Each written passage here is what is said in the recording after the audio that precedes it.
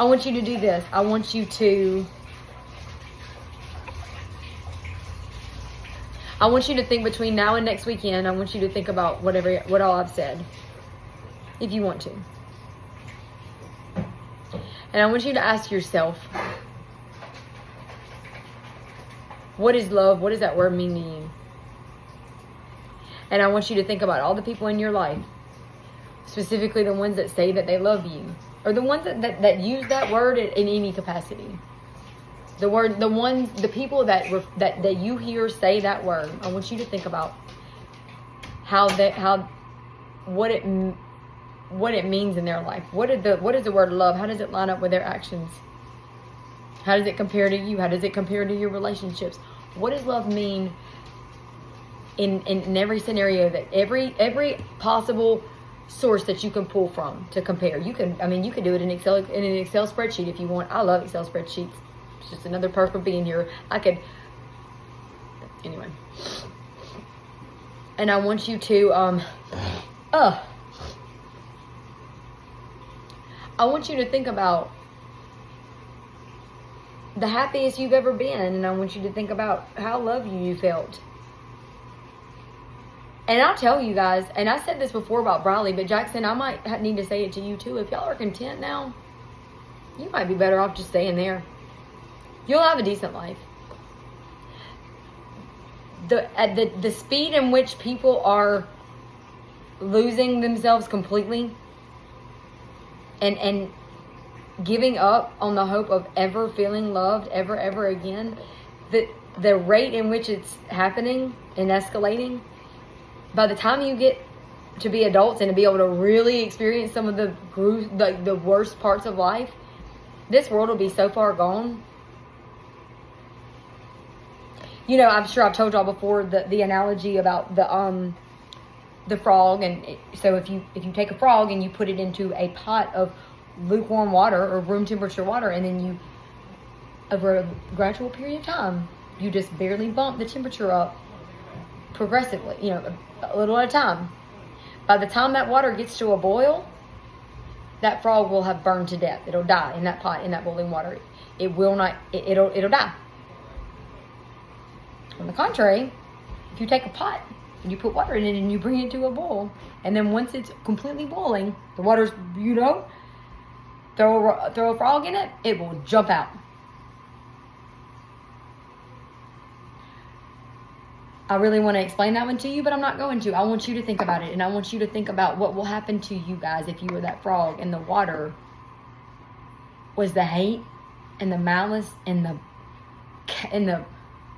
cold, hard, empty, resentful, bitter, burnt up, full of shame, regretful, jealous, envious, just miserable fucking world that we live in. I want you to think about that as the pot of water. And I want you to think about what would happen to y'all. As a matter of fact, you know what? Think about what did happen to y'all. Think about when y'all were 6 and 8 years old and you were in my water, because everybody almost convinced me that I was the boiling water. But I know now that I wasn't. So I want you to think about what happened to you. How did you feel when you were a frog and you were thrown when you went from being with me and all the love that I know that I gave you. I know I did. Jackson, you told me just the other day, I didn't realize you were talking in code, but I realize it now when you said that you actually like Mr. Preston. You remembered what it was like to feel love.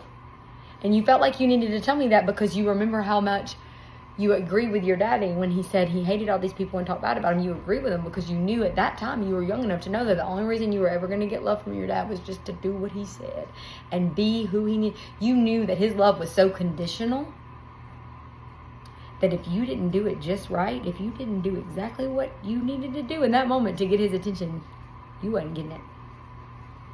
Okay? Briley, you knew if you peed your pants with me, not only would you not get me, I would leave. Look, it didn't matter anyway because Jackson was sitting on the bench. Jackson wasn't playing Look, Jackson, you know what? You weren't even playing football that game. You had to sit on the bench because that was the one time I actually loved you enough. God had shown me enough by that time. Your first football game. Praise God. It was just starting to, you know what? It was because I got away from you. Alan, it's because I got away from you. I got away from you in just enough time that by Jackson's first football game, I knew God had shown me what real love was just enough to where I knew that spare the rod, spoil the child. And you know how I know that God knows what he's talking about? I made him sit on that bench because I not to embarrass him, not to punish him, but because he made a commitment. I wanted him to know that he could not back out on his commitments. And you know what? I also wanted his teammates who may have had parents who weren't strong enough to discipline their kids, who didn't have God, who couldn't hear God's voice teaching them because they had a shitty spouse teaching them the way they were taught love. You know what I mean? I had Jackson be, a little mini skittle out there thinking that it was going to be enough. Probably in the back of my mind, I was probably also trying to prove that I could be a good parent because I guess at the time I thought everybody else was and I needed to prove myself. I didn't realize it was going to have me freaking exiled, But neither here nor there. Do you know that the time that Jackson should have hated me more than he ever had when we left that game? Well, first of all, I didn't feel bad that I had to leave because of Bradley, because me and Bradley got to have some time to ourselves.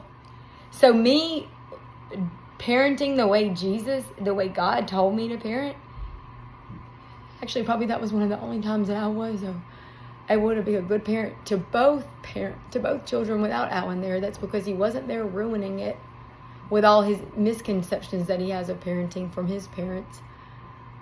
But also I didn't need the father there because I had the real father. And I wouldn't have been able to be a parent to both of them if Jackson would have been playing, but Jackson wasn't playing because I had loved him in the right way that he needed at that time.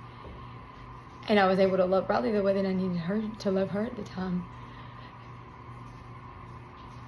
And I thought it was worth it to get the hate and the backlash that was going to come from Jackson after the game. And he couldn't get to the car fast enough to tell me. He said, "Mama, I love you."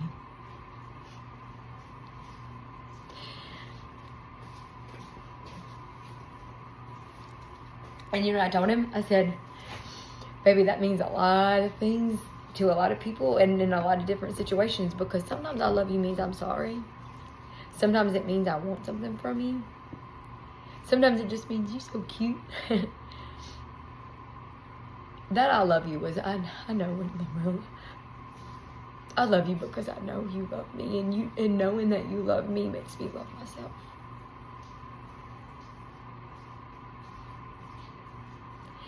And I made such a spectacle of it.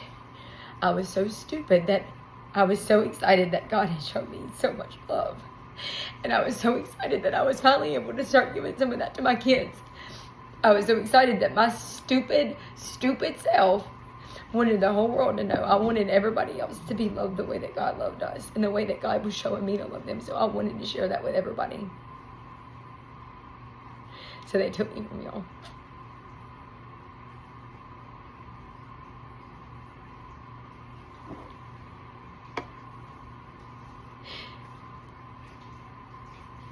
So now I want you to think about what happened when you were the frog in that scenario and you got thrown into that boiling water. I want you to think about how that made you feel. And then I want you to think about what happened when you made it, because y'all are strong. Y'all are so strong. And everybody says kids are resilient, and y'all are. I guess kid frogs, maybe you guys tadpoles are resilient too. I don't know if there was I should find out if there was a follow-up study where they used tadpoles, because I bet the tadpoles would survive. Because I bet they're more resilient. Their skin's probably thicker because it hasn't stretched out with the legs and everything. I don't know, I'm not a scientist. But God is, because he made them, and he tells me these things because I don't have the world in my ears telling me all the lies that y'all do. So I bet that the tadpoles would make it because y'all did. Almost you didn't, but by the grace of God, you made it.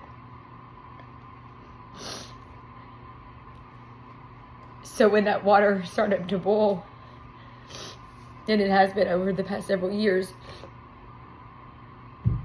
y'all thought y'all were doing okay. You finally thought that you've been away from me enough that you were finally starting to get past it, and you were finally starting to be okay.